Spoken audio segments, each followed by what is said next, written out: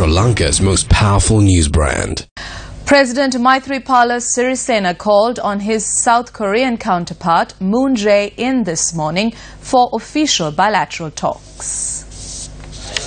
President Maithripala Sirisena was welcomed to the Blue House, which is the executive office and official residence of the South Korean head of state, by South Korean President Moon Jae-in. President Sirisena was ceremoniously received with a special guard of honor. The two leaders discussed matters of mutual interest to strengthen cooperation between the two countries.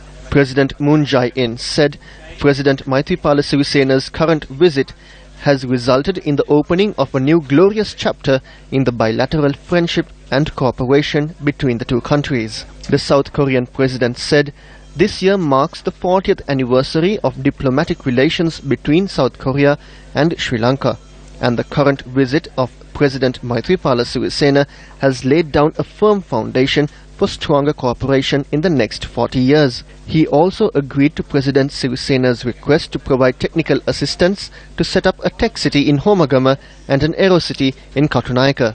An agreement on economic cooperation was signed by the Minister of Development Strategies and International Trade, Malik Samaravikrama, and Korean Minister of Economic Affairs.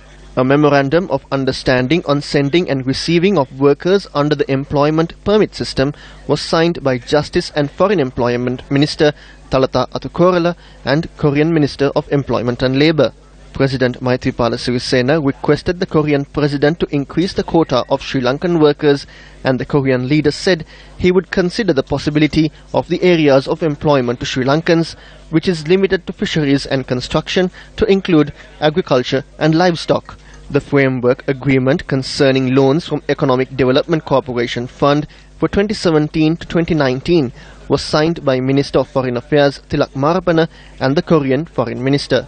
A memorandum of understanding concerning investment cooperation between the Board of Investment of Sri Lanka and Korean Trade Investment Promotion Agency was also inked during this meeting. Meanwhile, a memorandum of understanding on cooperation in the fields of culture, arts, education, youth and sports was signed by the foreign ministers. President Maithripala Sirisena later paid respect to the Korean martyrs who made the supreme sacrifice during 3 different wars with invading forces.